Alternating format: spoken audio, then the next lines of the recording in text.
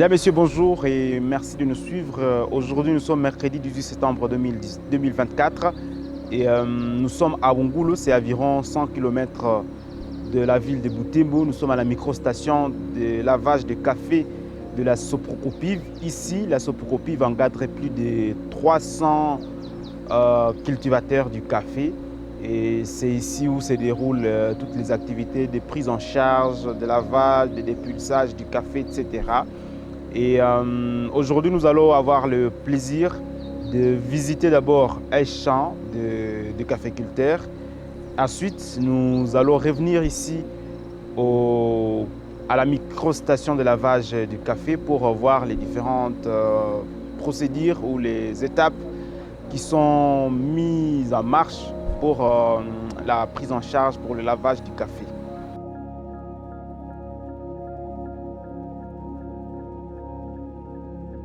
Maintenant, nous sommes dans une plantation du café et nous avons eu la chance de rencontrer un agriculteur, M. Kate Momouli, qui est en train de faire la récolte de ce café. Et avec lui, nous allons comprendre comment la procédure se passe par rapport à la récolte et comment ils arrivent à travailler avec la Soprocopiv, à quel niveau la Soprocopiv prend en charge leur café et à quel niveau eux, ils travaillent ce café-là. Il va nous expliquer dans quel conditionnement ce café est traité par la Soprocopiv au niveau de la MSL.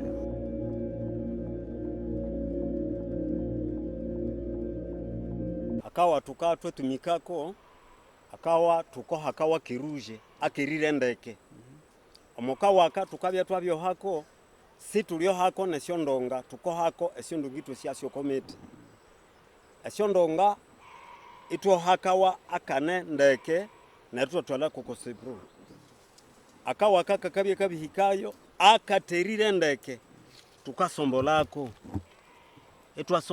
twasombolako itwelusha mwakaterire akawaka obesepro sase baendelea nerita shelibya bakegerako bate kumbi akawako isikaotsera ikehiko kosepro kwekirwe cyo kisakisi.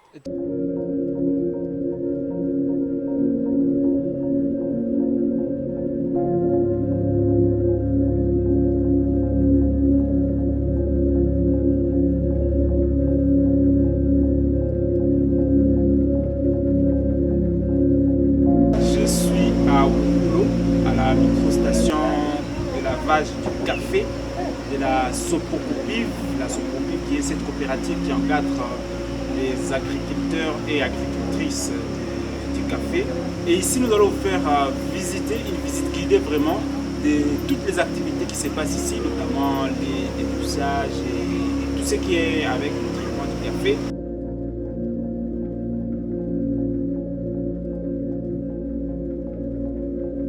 Bien sûr, les planteurs, après leurs activités champêtres, ils arrivent ici avec leur café. Et nous sommes ici, nous sommes des agronomes, nous sommes en attente de ces produits-là. Donc eux viennent ici avec leurs fiches de planteurs, les fiches auxquelles nous écrivons les quantités de café reçus. Après, quand nous avons le café, nous procédons aux méthodes du contrôle d'abord, puisque nous recevons le café qui est bien rouge, qui répond à nos qualités. Nous aimons seulement les cerises bien rouges. Après, nous passons au pesage. Et quand nous finissons avec cette partie, nous allons directement au point de flottaison. Et quand nous avons le café qui est bien flotté, donc le café qui pèse bien, nous passons au dépulpage. Après le dépulpage, nous apportons le café dans les bacs de fermentation. Maintenant, le lendemain, donc après 36 à 48 heures, donc à moyenne 2 jours, nous passons au lavage du café. Et après le lavage, dans le canal de dégradage, justement, nous avons les qualités qui se diffèrent. Nous passons au triage. Là, il y a les filles qui procèdent au tri du café. Et après cette étape, nous allons juste au point de séchage.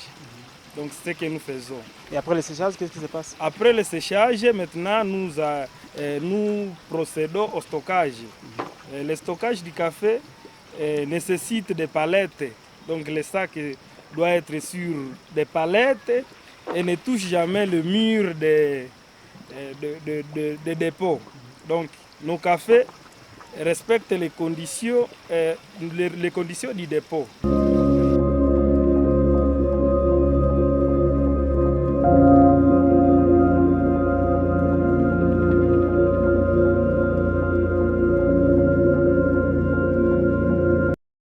Oui, après le dépulpage, nous portons les pulpes là, juste dans les trous.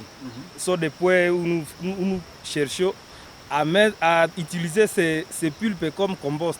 À le mettre à valeur. Oui, à les mettre à valeur. Donc nous les donnons nos planteurs et après juste 3 à 4 mois, selon la température du moment.